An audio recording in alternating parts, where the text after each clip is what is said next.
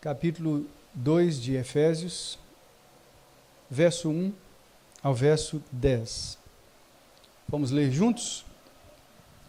Ele vos deu vida, estando vós mortos nos vossos delitos e pecados, nos quais andastes outrora, segundo o curso deste mundo, segundo o príncipe da potestade do ar, do espírito que agora atua nos filhos da desobediência, entre os quais também todos nós andamos outrora, segundo as inclinações da nossa carne, fazendo a vontade da carne e dos pensamentos, e éramos, por natureza, filhos da ira, como também os demais. Mas Deus, sendo rico em misericórdia, por causa do grande amor com que nos amou, e estando nós mortos em nossos delitos, nos deu vida juntamente com Cristo. Pela graça sois salvos. E juntamente com Ele nos ressuscitou e nos fez assentar nos lugares celestiais em Cristo Jesus, para mostrar nos séculos vindouros a suprema riqueza da sua graça em bondade para conosco em Cristo Jesus. Porque pela graça sois salvos mediante a fé, e isto não vem de vós, é dom de Deus, não de obras, para que ninguém se glorie. Pois somos feitura dele, criados em Cristo Jesus para as boas obras, as quais Deus de antemão preparou para que andássemos nelas. Oremos. Santo Deus e Pai, na tua presença colocamos esses minutinhos que nós separamos para meditar na tua palavra. Recebe o nosso culto. Quando nós queremos, Senhor, agora é adorar o Senhor com a nossa atenção, com o nosso coração. Repreende, Senhor, todos os ataques do inimigo que procura distrair a nossa mente para longe da tua palavra, e põe o nosso coração à disposição da tua vontade. Leva cativo todo o nosso pensamento e também os sentimentos e tudo que é em nós, as afeições, a obediência de Cristo Jesus, para que saibamos qual é a tua vontade, para que conheçamos a grandeza do teu nome, em nome de Jesus. Amém. Amém. As três fases, então, da regeneração. Hoje de manhã eu estive lá em Três Marias, dando a aula magna, a aula inaugural da escola bíblica, sobre segunda carta de Paulo aos Coríntios. E antes de começar a aula, foi o momento de dividir as classes. Então o pastor chega e diz para os irmãos assim: irmãos, hoje nós vamos ficar aqui, os adultos, os jovens, os adolescentes, todos nessa sala. E só a sala, só as crianças, né, só os cordeirinhos de Jesus vão para a sala. Né? A classe Cordeirinhos de Jesus vão para a sala. Em todo lugar tem sempre uma pessoa para fazer uma gracinha, alguma coisa assim, e alguém sussurrou: os cordeirinhos vão sair e vão ficar os bodes e as ovelhas. Sussurrou lá, né? E eu não deixei de dar uma risada, porque tem sempre um que fala alguma coisa assim extra, né? Então, mas aquilo é bom refletir: bodes e ovelhas. De onde vem esse símbolo? De onde vem esse símbolo da comparação que Cristo faz? Os cordeirinhos são os mais novos, né? Os filhos das ovelhas, dos carneiros. Mas os bodes e as ovelhas, Jesus faz essa comparação em Mateus capítulo 25. Nós vamos chegar lá, estamos ainda no capítulo 12. E lá no capítulo 25, Jesus diz assim, que no dia do grande juízo, o juízo final, Deus vai separar todas as pessoas em dois grupos: os bodes e as ovelhas. E o que é que ele queria dizer com isso?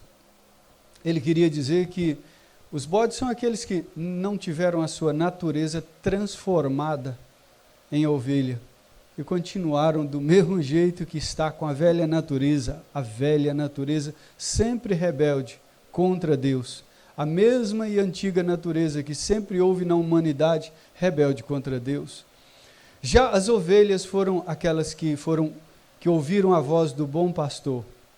Elas se converteram, elas foram transformadas em ovelhas, elas ouvem a voz do bom pastor e elas seguem o bom pastor. E esses serão salvos e os outros perdidos. Todo mundo conhece isso, né? A questão é que também nós já ouvimos muita gente falar o seguinte: a pessoa apronta, e depois ela vai para a igreja e diz, virou crente, consertou. Não é assim? Já viu? E se a igreja só tem hipócrita? E a pessoa diz, ninguém muda não, pessoas não mudam não. O que ela tem de ser, ela vai ser. É um karma que a pessoa leva para o resto da vida. E ela leva isso para sempre, não muda.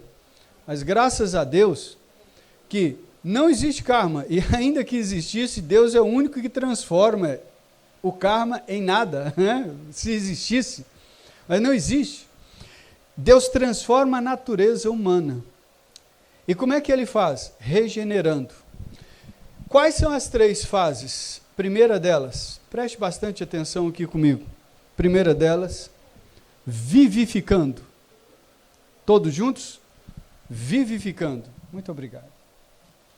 Primeira delas, nós vamos servir um cafezinho depois do culto para a gente animar o pessoal. Não hoje. A primeira delas é vivificando. Vivificando. Capítulo 2, verso 1, leia comigo. O que Paulo nos diz? Ele diz assim: ele vos deu vida. Ele vos deu vida. A regeneração, a primeira coisa que acontece para uma pessoa nascer de novo, é que Deus pega uma alma que está morta para Deus, como os ossos secos de Ezequiel, e aquelas vidas, aquelas pessoas que não têm vida voltada para Deus, não têm um coração voltado para Deus, Deus implanta a sua vida naquele coração. Implanta uma nova vida. Já ouviu falar disso? Uma nova criatura, uma nova vida nessa pessoa. Ela não tinha antes. Ela estava o quê? Morta. Diz assim o verso 2: e ele vos deu vida estando vós mortos nos vossos delitos e pecados. Essa é a primeira coisa que Deus faz. Paulo não somente fala isso aqui, mas ele, reiteradas vezes, várias vezes, ele repete isso muitas vezes. Olha o verso 5, juntos comigo? Verso 5: e estando vós mortos estando nós mortos em nossos delitos, nos deu vida juntamente com Cristo, pela graça sois salvos. A vida foi dada juntamente com Cristo. Ainda mais, no verso 6, todos juntos? E juntamente com Ele nos ressuscitou e nos fez assentar nos lugares celestiais em Cristo Jesus. Olha, irmãos, isso é uma obra de Deus. Mas essa parte aqui acontece na vida da gente e ninguém vê. Ninguém vê. Porque essa é uma obra do Espírito Santo direto no coração da pessoa. É interessante que eu lembro de um testemunho. O pai, o Caio Fábio, pai, né? Ele se converteu da seguinte maneira: ele era ateu, um advogado ateu. E um dia a esposa dele pediu ele para levá-la na igreja, uma reunião de oração. E ele levou. Chegou lá, ela falou: vamos entrar. Aqueles irmãos carinhosos para chegar, né? Entra, receptivo. Ele falou: eu vou sentar aqui. E ele pensou lá no coração assim: eu vou ver quais são as asneiras que vão sair agora nessa reunião. Um monte de senhoras reunidas, esse trem não vai sair. Esse povo crente é tudo, né? Sem noção. E lá a irmã abriu em Hebreus capítulo 11, verso 1, e foi falar sobre fé. A fé. E quando ele escutou a definição de fé de Hebreus capítulo 11, verso 1, né, aquilo incomodou sua mente de uma forma tão grande, que ele resolveu ler o Novo Testamento. Resolveu ler a Bíblia. E quando chegou na casa dele, a esposa dele falou, não, meu bem, a Bíblia é um livro diferente. A esposa sabe, né? A Bíblia você começa lendo o Novo Testamento. Você não pode começar a ler do Velho Testamento, você não vai entender. Você tem que começar de onde? Do Novo. E é assim mesmo. Você começa com Cristo a entender a Bíblia. Então, você começar com Cristo, você tem que ler o Novo Testamento. E ele pegou em Mateus, Marcos, e ele praticamente devorou a leitura, assim, parecendo uma máquina de leitura. E chegou num ponto, de advogado, então chegou num ponto que ele disse, fui eu que matei Jesus. Fui eu quem matei Jesus. Olha, como é que uma pessoa chega numa convicção tão clara e tão verdadeira dessa? Pela leitura simples.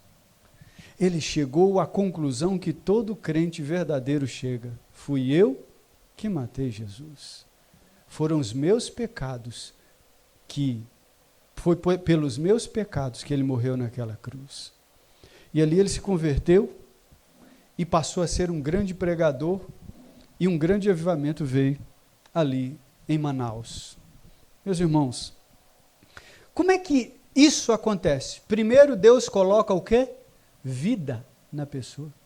Primeiro Deus coloca uma vida na pessoa em que ela é tocada pelo Espírito Santo e a sua mente, o seu coração, a sua alma passa a ter a vida de Deus e a enxergar as coisas de Deus. Mas não somente isso. A segunda parte da regeneração é a conversão. Diga comigo. Conversão. Primeiro, vivificação. Deus põe em nós a vida. Isso ninguém vê. Isso acontece no nosso coração, ninguém vê. Ninguém sabe. Só a gente e Deus. Só Deus e nós. E nós ainda ficamos surpresos. O que é que está acontecendo comigo? Não foi assim com você? Não é? O que está acontecendo comigo? Por que minha mente e meu coração estão mudando tanto? E lá no fundo do seu coração acontece isso, e de repente você começa a notar que a sua vida mudou. E não só você, mas agora as outras pessoas que estão à sua volta começam a perceber o quê? Mudança. Conversão é mudança. Mudança.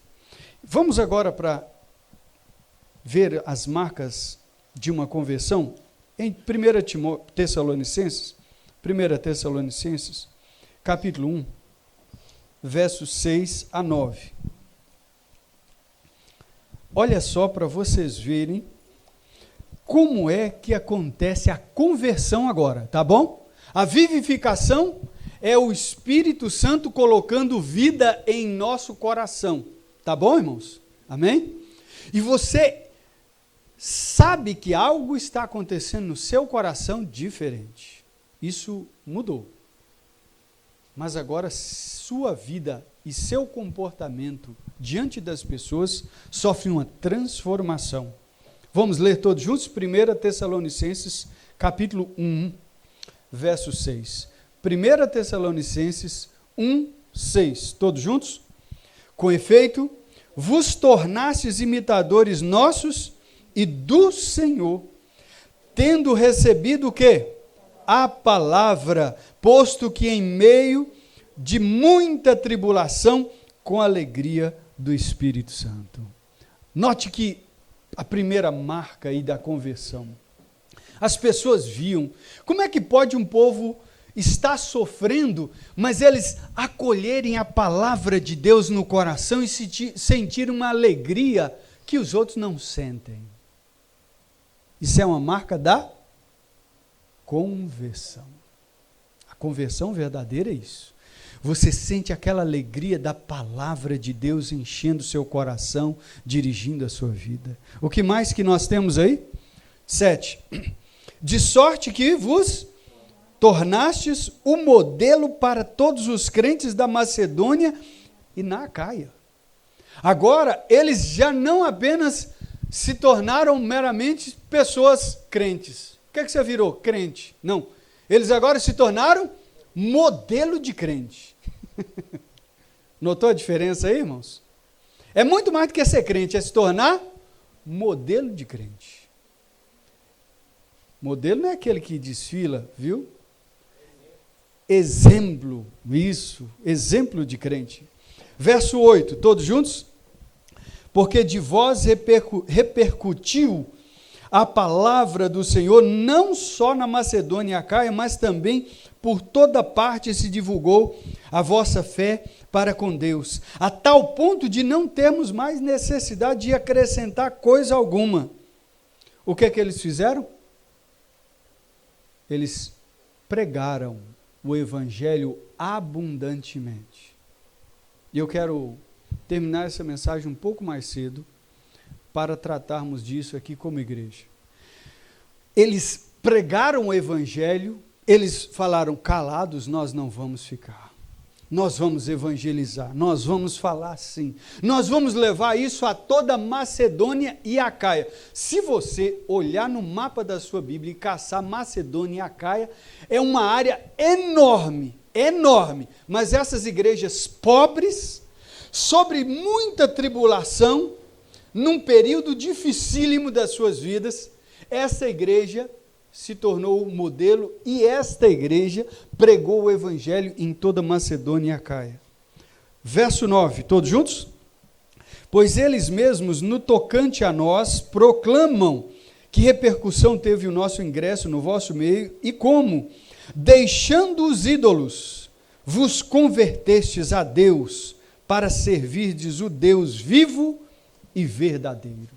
A marca deles, eles abandonaram os seus ídolos, definitivamente abandonaram aquela idolatria, aquela religiosidade, largaram tudo aquilo para seguir o Deus vivo e o quê? E o Deus verdadeiro. Verso 10, a outra marca.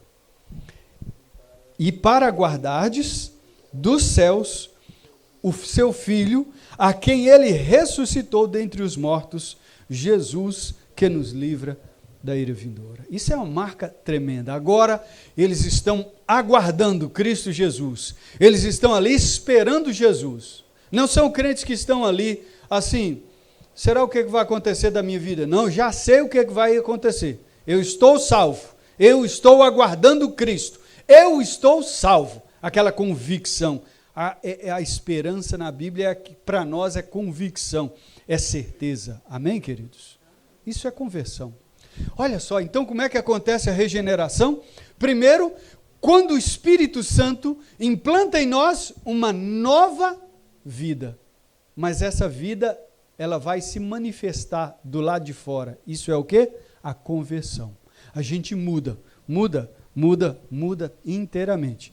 E a conversão é quando as pessoas veem essa mudança grandemente. Atenção, nem todo mundo que muda um hábito ou outro nasceu de novo, mas todo mundo que nasceu de novo muda a sua vida. Tá bom? Lembre-se disso. E a terceira marca e última, santificação. Primeiro, vivificação. Segundo, conversão. E terceiro, santificação. Eu quero que você olhe comigo Romanos capítulo 8, onde Paulo fala sobre isso.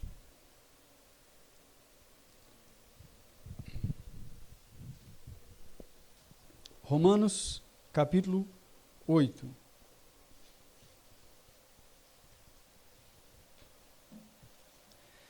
Em Romanos capítulo 8, Paulo vai nos dizer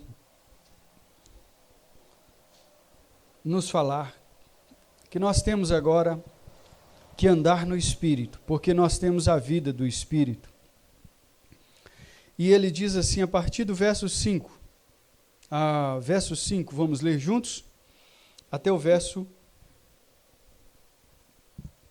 13. 5 a 13, todos juntos?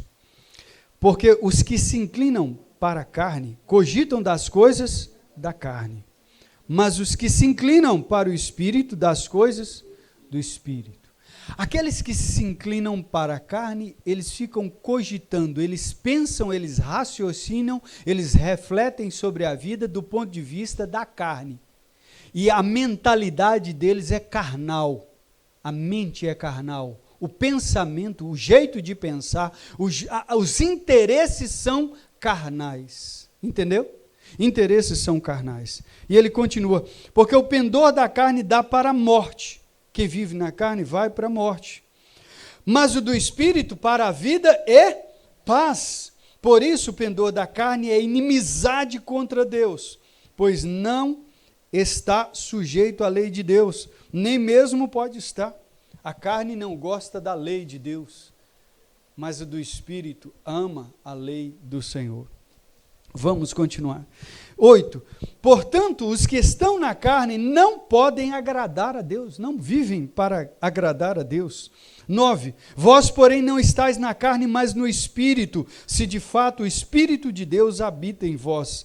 E se alguém não tem o Espírito de Cristo, ou não foi batizado com o Espírito de Cristo, esse tal não é dele, não é de Cristo. Se, porém, Cristo está em vós, o corpo, na verdade, está morto por causa do pecado, mas o Espírito é vida por causa da justiça. Se habita em vós o Espírito daquele que ressuscitou a Jesus dentre os mortos, esse mesmo que ressuscitou a Cristo Jesus dentre os mortos, vivificará também o vosso corpo mortal por meio do seu Espírito, que em vós habita. Assim, pois, irmãos, somos devedores não à carne, como se constrangidos a viver segundo a carne. Nós não temos que viver segundo a carne. Nós não temos a obrigação de andar na carne, mas é o contrário. Verso 13. Porque se viverdes segundo a carne, caminhais para a morte, mas se pelo Espírito o quê? Mortificardes os feitos do corpo, certamente vivereis. Então, andar no Espírito é a nova vida, é uma vida de santificação. E isso inclui mortificar os feitos do corpo, da carne. Eu quero fazer uma breve aplicação aqui. Tem pessoas que dizem assim: eu só vou na igreja quando eu tenho vontade. Ok. Você só vai na igreja quando tem vontade. E a pessoa, às vezes, fala isso numa tentativa de demonstrar para as outras que são sinceras. E isso é bom? Sim ou não? Sim. Só que é uma falta de conhecimento bíblico.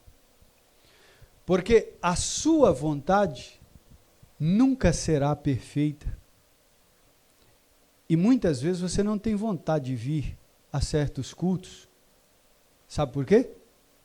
Porque a sua vontade também pode ser vontade da carne.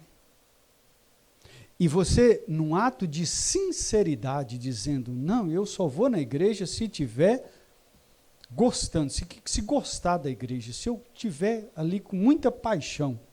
É muito sincero, mas muito errado. Porque os que andam no Espírito não andam pela sua vontade. Porque sabem que a sua vontade pode ser espiritual, mas pode ser carnal. Nós temos vontades espirituais, mas temos vontades carnais. E a gente não segue a vontade da carne, mas a vontade do Espírito. E você para e diz: espera aí, por que eu não estou querendo ir hoje na igreja? Eu não vou falar aqui para vocês que aquele dia que eu pedi a Deus que eu não queria ir na igreja, né? Lembra lá da oração que eu fiz? Eu acho que eu já contei aqui. Falei, Senhor, hoje eu não estou querendo ir na igreja, não. O Senhor poderia arrumar algum jeito para mim? O Senhor certamente disse lá no céu, sim, posso, agora. Você quer agora? Né? E apareceu um peixe. Eu não gosto de peixe. Diz que peixe morre pela boca. Eu engasguei pelo peixe. Comi o peixe. Uma espinha atravessou, tive que ir para o hospital. Lá no hospital, falei, tá bom, Senhor. O meu desejo era carnal. Minha oração também foi carnal. E o Senhor atendeu para ver se eu atinava. Vocês entenderam? Vocês entenderam? Vocês entenderam? Então, muitas das vontades que você tem no coração, se não a maioria, são carnais. Não se orgulhe das suas vontades. Queira a vontade de Deus. Qual é a vontade de Deus? É eu participar do culto. Mas não estou muito... Mas vai. Certo? Vai, meu filho. A hora que você sair do culto, você vai sair alegre. Por quê? Porque você não obedeceu à carne. Você obedeceu o Espírito. É o Espírito que vai te alegrar. Vocês estão me entendendo, irmãos? Isso é muito sério na nossa vida. Agora, 1 João fala mais claramente para nós de como, capítulo 3, verso 7, e de um modo mais severo, que aqueles que não santificam suas vidas, mas deixam o pecado tomar conta dos seus corações, eles de fato nunca nasceram de novo. Mas aqueles que nasceram de novo, santificam suas vidas. Vamos lá? 1 João, carta de João, 1 João capítulo 3, verso 7 a 10. Juntos comigo, vamos ler? Filhinhos, não ameis, não vos deixeis enganar por ninguém.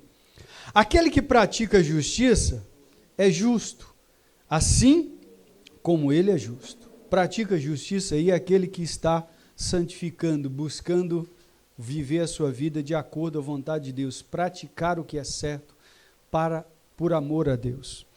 8. Aquele que pratica o pecado procede do diabo, porque o diabo vive pecando desde o princípio. Para isto se manifestou o Filho de Deus, para quê? Destruir as obras do diabo.